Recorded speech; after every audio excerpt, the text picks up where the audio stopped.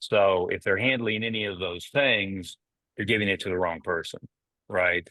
So I would start with that. Is really it sounds like what you need a full-time head instructor, and so you need a person who will be there for all the classes, plus they'll be helping with the marketing.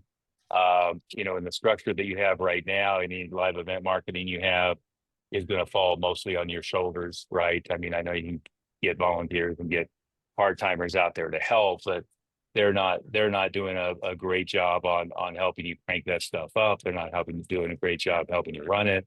Um, and and frankly, a lot of times we have the number of hours we have part-timers working, we could replace three part-timers with one full-timer and be way better off. And now we have somebody who's truly trainable.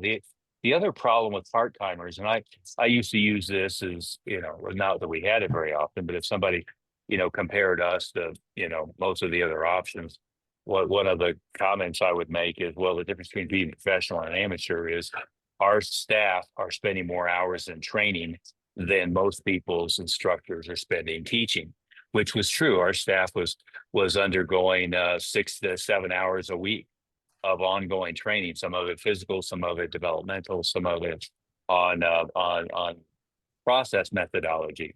But the problem with part timers is the problem that Antonius grapples with as well. Is you really don't have their full attention. You really don't have the ability to train them to the level that you need to train them, to turn them loose on everything. And, it's not that you, myself, Master Smith, most people on the meeting, it's not that you can't run a school fine with a bunch of part timers. It's that one, you exhaust yourself. Two, if you're not there, nothing happens. And three, you tend to start delegating to them things that shouldn't be delegated to them, and then create a problem.